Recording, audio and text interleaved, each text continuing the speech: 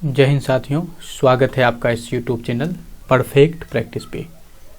तो आज की इस वीडियो में हम देखेंगे कंप्यूटर से संबंधित जो भी चीज़ें हैं उससे संबंधित कुछ चीज़ें रिवाइज करेंगे और देखेंगे। एग्ज़ाम के दृष्टिकोण से ये जो है आपके लिए मोस्ट VVI टॉपिक है। इसे आप मिस नहीं कर सकते हैं, चाहे आप SSC की तैयारी कर रहे हैं, रेलवे की तैयारी कर रहे हैं, कोई फ़र्क नहीं पड़ता। यहाँ से आपको 2+ क्वेश्चन देखने को मिलता ही मिलता है। इसलिए वीडियो को पूरा देखें और अच्छा से देखें ताकि आप एग्ज़ाम में जो है औरों से बेहतर परफॉर्मेंस कर सके। तो चलिए हम सीधा शुरुआत करते हैं अपने आज के इस सेशन से और देखते हैं क्या सब आपको मिलेगा।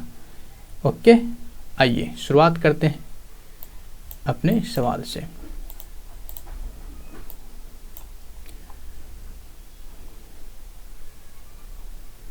अब यहाँ पे जैसा कि आप देख रहे हैं हमारे पास जो दिख रहा है उसी पे काम करेंगे।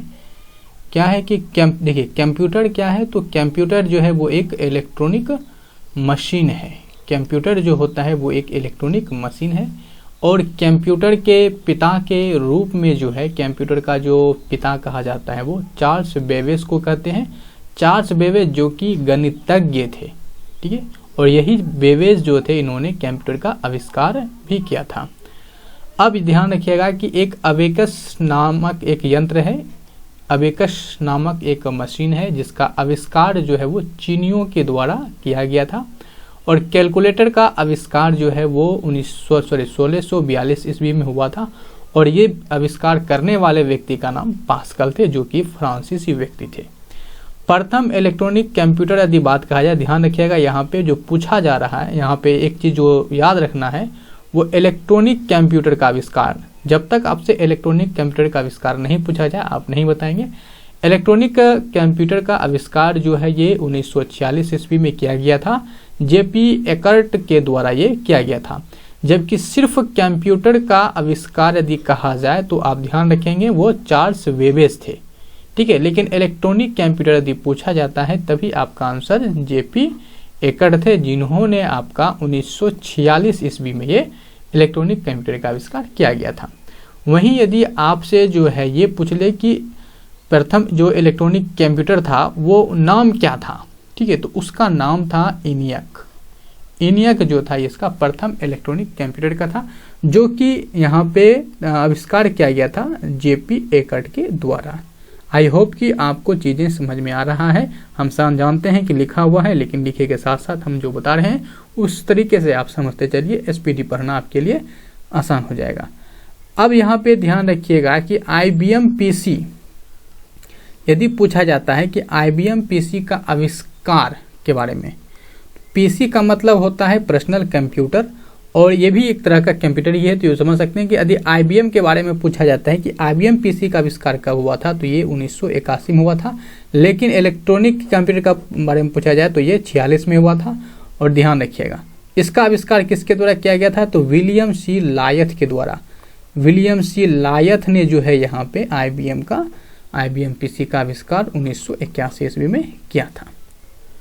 आगे समझिए एनालिटिकल इंजन। एनालिटिकल इंजन का आविष्कार जो है कब हुआ था, तो ये 1833 ईस्वी में एनालिटिकल इंजन का आविष्कार हुआ था। कंप्यूटर अपने परिणामों को भविष्य हेतु सुरक्षित कहाँ पे रखता है, तो ये मेमोरी, जो कंप्यूटर का जो मेमोरी होता है उसी मेमोरी में वो अपने परिणामों को भविष्य के लिए वो सुरक्षित रखता है।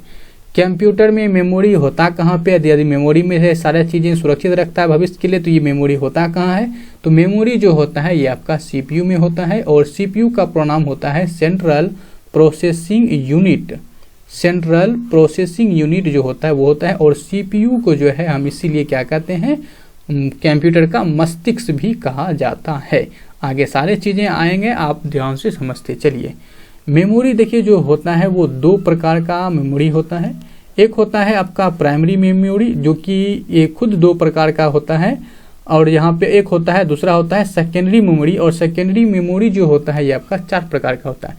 एक बार फिर से रिपीट कर रहे हैं, मेमोरी जो होता है ये 2 प्रकार का होता है। एक प्राइमरी मेमोरी होता है और दूसरा सेकेंडरी होता है।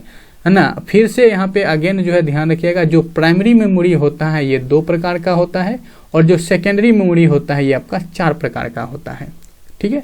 और जो कंप्यूटर स्क्रीन पे छोटी टिमटिमाती रेखा होता है उसको हम कर्सर कहते हैं, जो कि आप अभी यहाँ जो देख रहे हैं ये आपका कर्सर ही है, ठीक है। ये जो तीर का चिन्ह देख रहे हैं ये क्या है, टिमटिमाती रेखा, ये कर्सर है। रैम का मतलब जो होता है वो रैंडम एक्सेस मेमोरी होता है, जो रैम होता है वो रैंडम एक्सेस मेमोरी होता है। वहीं यदि आपसे रोम पूछा जाता है कि रोम का मतलब क्या होता है, तो read only memory, read only memory जो होता है ये रोम का मतलब होता है। कीबोर्ड, कीबोर्ड यहाँ पे ये लिखा हुआ है कीबोर्ड, कीबोर्ड में जो बटन की संख्या होती है वो 101 होती है, जनरली कितना होती है, 101 होता है। और कीबोर्ड जो है, कीबोर्ड का जो दूसरा हिंदी नाम जो होता है वो कुंजी पटल होता है, कुंजी पटल होता है, ठीक है। क्या होता है, कुंजी पटल होता है। और कीबोर्ड जो है ये आपका एक इनपुट डिवाइस है, क्या है, इनपुट डिवाइस है, ये भी ध्यान रख सकते हैं। कंप्यूटर बंद जो करते हैं, जो बंद करने की प्रक्रिया है उसको हम बोलते हैं शट डाउन कर दो, डाउन कर दो। जैसे बोलते हैं शटर डाउन करना मतलब बंद करना, वही इसी तरह से इसे बोलते हैं शट डाउन होना, यानी कंप्यूटर बंद करना। जब चालू करने की बात आता है तो कंप्यूटर चालू करने को हम बोलते हैं बूटअप कर दो, ठीक है, बूटअप कर दो। बूटअप मतलब क्या हो गया, कंप्यूटर को ऑन कर दो, कंप्यूटर ऑन करने का मतलब क्या हो गया, बूटअप करना, ठीक है। कंप्यूटर का जो ब्रेन होता है वो हम सीपीयू को कहते हैं, अभी आपको हम बता चुके हैं सीपीयू। सीपीयू जो होता है ये मेमोरी आपका कहाँ होता है, तो सीपीयू में होता है, ठीक है, जिसका फुल फॉर्म क्या होता है, सेंट्रल प्रोसेसिंग यूनिट। अभी तुरंत सीपीयू के बारे में आपको ऊपर बता रहे थे, चलिए एक बार फिर से आपको यहाँ पे हम सीपीयू के बारे में दिखाते हैं, ठीक है।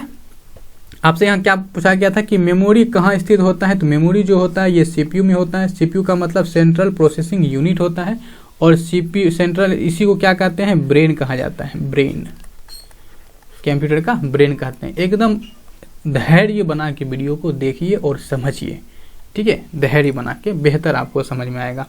मॉनिटर को क्या कहते हैं, तो मॉनिटर को जो है वीडियो कहा जाता है, वीडियो, मॉनिटर को वीडियो कहते हैं, मॉनिटर को वीडियो कहते हैं। फंक्शन कुंजी जो कीज होती है उसकी संख्या कुल कितनी होती है, 12 होती है।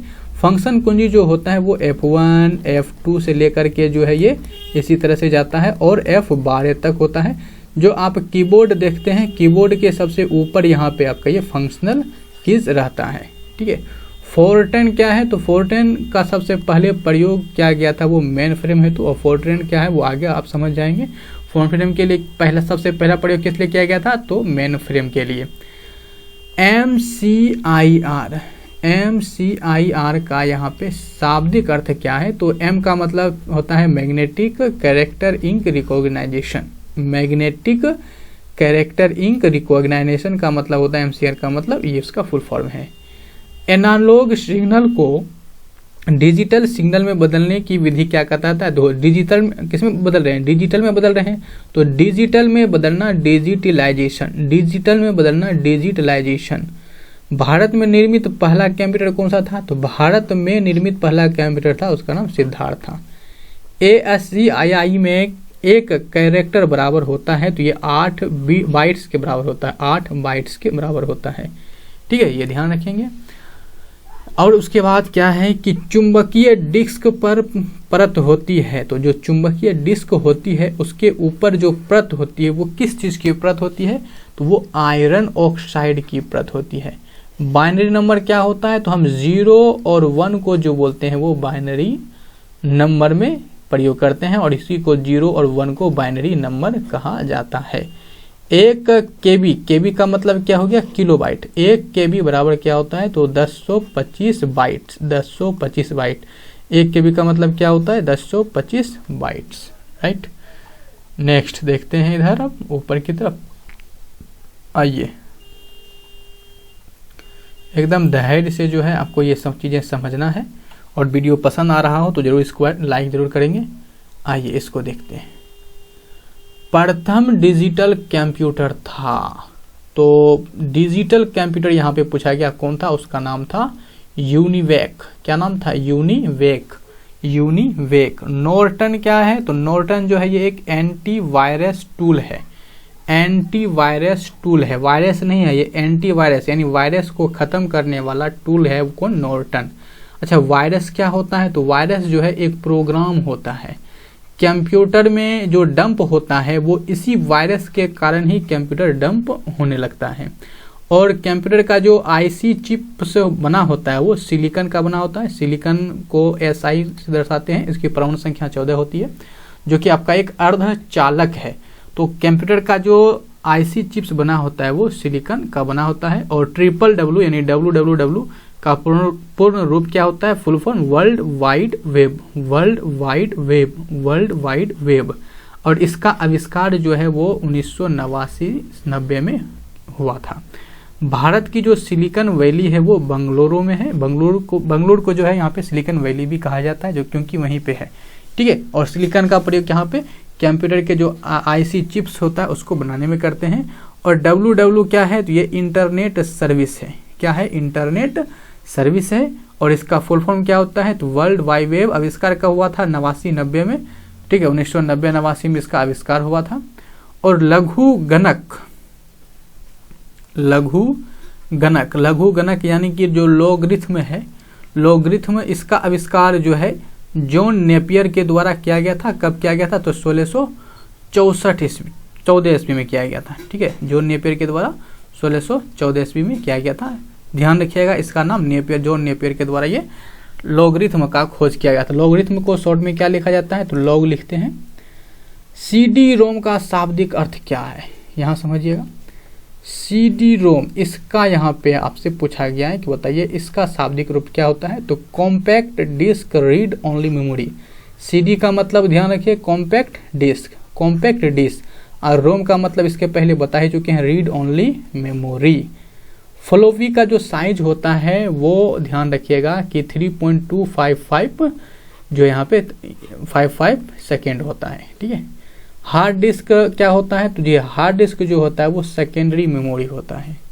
हार्ड डिस्क क्या होता है? सेकेंडरी मेमोरी होता है। और सेकेंडरी जो मेमोरी होता है वो 4 प्रकार का होता है।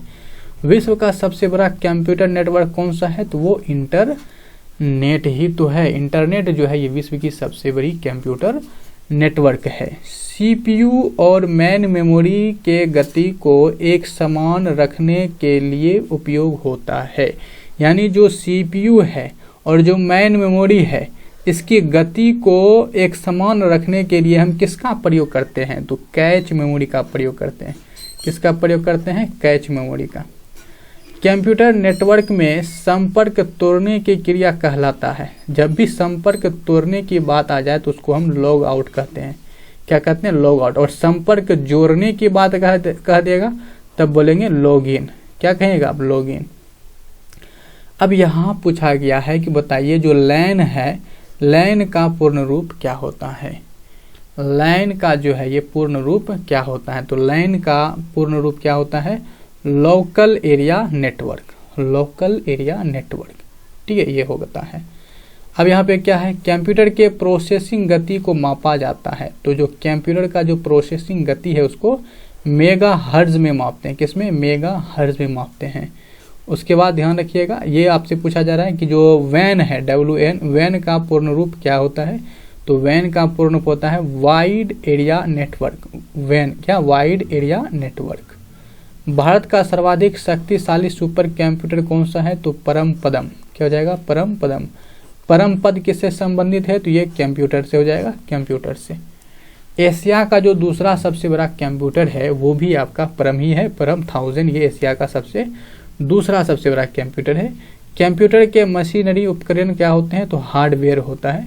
और लैन किस लिए प्रयुक्त होता है? लैन का मतलब वही बताया गया था कि लोकल एरिया नेटवर्क। और ये जो है अस्थायी क्षेत्र के नेटवर्क के लिए इसका प्रयोग करते हैं। डोस, डोस का अर्थ क्या होता है? तो डिस्क संचालन प्रणाली, ठीक है, डिस्क संचालन प्रणाली, यानी कि आपका यहाँ पे डिस्क ऑपरेटिंग सिस्टम, ठीक है, ये हो जाएगा ऑप्शन नंबर, यहाँ हमारा ये हो जाएगा। ऑप्शन तो है ही नहीं इसमें। आगे देखिए, चलिए आगे समझिए। आगे क्या है कि कंप्यूटर गणितज्ञ की क्रियाकलाप करता है, तो ये रजिस्टर में करता है। कहाँ? रजिस्टर में। डाटा को सुरक्षित रखने का तरीका को हम क्या कहते हैं? Backup plan. यदि डाटा सुरक्षित रखना है तो आपको बैकअप प्लान करना पड़ेगा, ठीक है। वायरस क्या होता है? तो वायरस होता है ये डिस्ट्रक्टिव प्रोग्राम। आपको पता है कि वायरस जो होता है एक प्रोग्राम है, लेकिन किस प्रकार का प्रोग्राम है, तो डिस्ट्रक्टिव प्रोग्राम है, खत्म करने वाला, चीज़ों को नष्ट करने वाला, नाश करने वाला प्रोग्राम है। एमएस वर्ड का एक्सटेंशन क्या होता है, तो डीओसी डॉक्यूमेंट होता है, डीओसी डॉक्यूमेंट। जब भी डॉक्यूमेंट, क्योंकि एमएस वर्ड में क्या बनाते हैं, डॉक्यूमेंट बनाते हैं, इसीलिए उसका डीओसी होता है, ठीक है। और यहाँ ध्यान रखिएगा फैट का अर्थ क्या है, तो file allocation table, file allocation table, file allocation table. Worksheet पर अधिकतम कॉलम्स और रोज की संख्या कितनी होती है, तो जहाँ तक रही बात कि कॉलम्स की, तो कॉलम की संख्या 1024 होती है, जबकि रो की संख्या इससे एक अधिक 1025 होती है, ठीक है। आगे देखिए लाइन प्रिंटर की गति होती है, तो लाइन प्रति मिनट क्या होती है, लाइन प्रति मिनट होती है, ठीक है, ये होता है। चलिए तो हम ये 2 खटाल हमने पूरा किया, बाकी और खटाल जो है हम नेक्स्ट वीडियो में करेंगे। आप आशा करते हैं कि आपको ये अच्छा लगा होगा, तो वीडियो को जो है लाइक ज़रूर कर दीजिएगा, और यदि चैनल पे नए आए हैं तो इसको सब्सक्राइब कर लीजिएगा, ठीक है। और हमें कमेंट करके बता सकते हैं, अपनी सुझाव जो है हमें कमेंट करके ज़रूर दें, सुझाव अवश्य दें, ठीक है। तो मिलेंगे अगली वीडियो के साथ, तब तक के लिए keep a smile and share my video. मिलते हैं अगली वीडियो के साथ। जय हिंद, बाय बाय।